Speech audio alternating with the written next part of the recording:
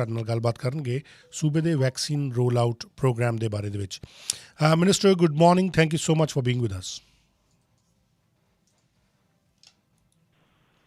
Hi, Minister. Can you hear? I can hear you Yeah. perfectly. Great to be on the show. I think you couldn't hear me. Yes, we can hear you. Thank you so much once again. And Right Minister, thank you so much that you spare your valuable time for our show. We would like to know what is the status of vaccine rollout plan and vaccine early registration program in BC? Well, it's to date about 39% of people have been vaccinated in BC. 39% of people in Surrey have been vaccinated as well, and we've really targeted a lot of effort at Surrey, as you know, and we've received some criticism, and rightly, for the execution of the pop-up clinic. But also Surrey educators have been vaccinated, Surrey first responders have been vaccinated, childcare workers are going to be vaccinated. Coming week, grocery workers will be vaccinated. So a lot of effort in Surrey. But the main program, the one that we need everyone to think about right now, is our main vaccination program. It's age-based, and you need to register.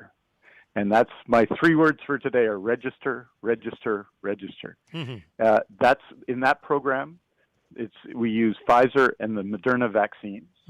We're about to get about 1.1 million more doses of Pfizer over the next 4 weeks. So if you register for that, we'll contact you either by text or email or phone call, depending on whether you register on the phone at 1-833-838-2323 or at the Get Vaccinated website. You need to do that. It takes 2 minutes to register, and you'll be contacted first and have your opportunity at the first possible moment to get the Pfizer or Moderna vaccine. Yeah, absolutely. It's a very easy method to register, and we are trying to spread this message as well from our radio station. But as you said that there was some confusion in pop-up clinics. Is government doing any kind of experiment with these pop-up clinics? Well, we've used the pop-up clinics all over BC. So we've used them in Dawson Creek. We used an all-of-community approach in Windermere. We used an all-of-community approach in Whistler. And what Fraser Health was trying to do, and they've already apologized for it not going as well as it should have for people, and the experience wasn't very good, and that's been done. What they were trying to do was get more vaccine into areas of Surrey and Port Coquitlam and Abbotsford and other places where vaccination was too low in our view and where transmission is high. There are a lot of cases in Surrey. So if you look at COVID-19, Surrey is about 10% of BC. Right now it's about 20% of the cases, so twice as much as it should be. And so we're obviously trying to get more people immunized in Surrey, and that's what Fraser Health was trying to do. It wasn't successful, so they're going to make changes, but we're going to continue to both try and get more people vaccinated in Surrey, because we need to deal with that situation, and encourage everyone, and what I say, to register, register, register. Minister Dix, we really appreciate you and Dr. Henry's tireless effort in this pandemic. However, in the hotspot areas, especially if we're talking about Surrey and some other nearby areas, why the local NDP MLAs don't have that zeal? Why they don't have that enthusiasm like you and Dr. Henry? Why they are not coming and approach to local media to spread this message? Why there is a lack of communication by the NDP local MLAs? I think the NDP local MLAs have that zeal. I see them every day on social media. I see them encouraging people to get registered. They talk to me every day about ensuring that we have access and to vaccine and to services in Surrey. They're supportive of our healthcare workers. And I think this is the other important point to remember, that the Surrey Memorial Hospital has a lot of patients in it right now. If we want to support our healthcare workers, we need to register to be vaccinated, and when our time comes, get vaccinated. And our local MLAs are committed to that, and they're also committed, as you know, and you saw that in the budget, to a second hospital in Surrey, which is happening, to the new urgent and primary care centers, which were the result of efforts of our MLAs in Surrey, which have been invaluable in the pandemic, to our primary care networks, to the large number of more surgeries and MRIs that have taken place in Surrey because of their advocacy. So I think our MLAs are 100% all in this, and I'm very proud of them. Minister, some people are hesitant to get the AstraZeneca vaccine. How this vaccine rollout plan is being affected from this hesitancy towards AstraZeneca? Well, 220,000 people have received AstraZeneca in BC. I think more than that, actually. It's Wow, 240,000 now. that's great. 240,000. Mm-hmm. So some people are hesitant. Let's acknowledge that. Mm-hmm. But 240,000 people got the vaccine, and we're going to use up all our AstraZeneca. We're not going to see very much AstraZeneca for a while. Mm-hmm. What we're getting now mostly will be Pfizer and Moderna. Mm-hmm. And if you are in the registered campaign, the age-based campaign, you are going to get Pfizer or Moderna. And that's why you absolutely have to register at Get Vaccinated at the Get Vaccinated website, or call us at 1-833-838-2323. And Minister, my last question, you say the frontline workers get priority.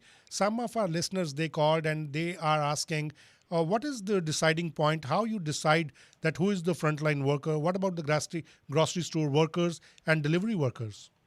Yeah, and we've been focused on that as well. So we listed off, as you remember, in March, a list of the frontline workers that would get the original priority, and that was based on the science, right? Where we saw the highest levels of transmission. And grocery workers are on that list, and education workers were on that list, and first responders were on this list, and others. What changed, and you know this, is that they changed there's a safety signal around AstraZeneca, so we couldn't use AstraZeneca for that. But now we are focusing in again on exactly those communities. And so you see in Surrey, and Surrey has been first for its educators, first for its first responders, first for childcare, and it's going to be first for grocery workers. Because we see those groups of people, and we're going to get actually a small amount of a vaccine called the Johnson & Johnson vaccine, and we're going to be focused in the coming week on people who work in the trucking industry as well. So those industries, but our main campaign is, remember, COVID-19 affects you worst if you're older. That's where your highest vulnerability is. So it's an age-based campaign. You register in that campaign. Next week, 276,000 doses of Pfizer are coming. The week after the same, the week after the same. You're registering for the Pfizer and the and the Moderna vaccine, Pfizer and Moderna. And if you register, and we need everyone listening here, you're going to go to commercial. It's, of course, important to listen to the commercials. We know that on radio. But when the commercials are on, go and register if you haven't registered. That will give you early access, the first possible access to the Pfizer and Moderna vaccine. Go do it. And what message would you like to give to our community, especially those who are still hesitant to go out and they feel like they have to stand in queue? And yeah, your message is absolutely clear to go and get registered. But what message would you like to give to, especially the youngsters, those who really, are on hook right now, whether they should go out or not? What message would you like to deliver to them, sir?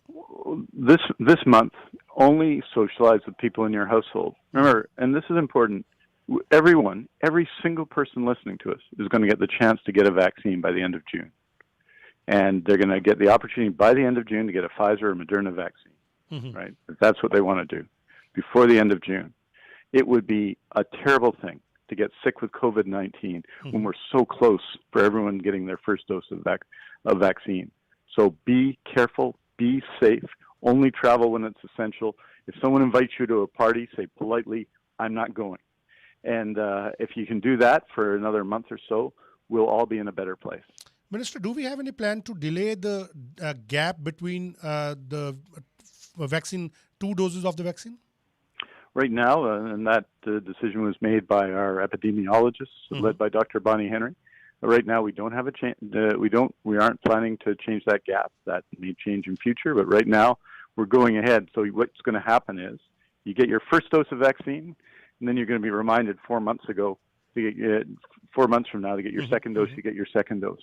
So if say you went and you were booked into one of our many clinics today on April the 30th, and you get your vaccine, there's very little lineup whenever we have any clinic, by the way. It's a very efficient process for our regular clinics.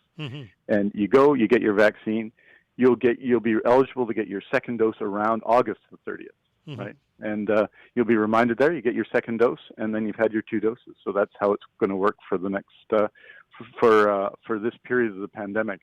But the key right now, if I may summarize, register, register, register. And then when you're invited to book, book, book, book. Thank you so much, Minister. We really appreciate your time. And once again, we also appreciate your and Dr. Henry's tireless effort for our community.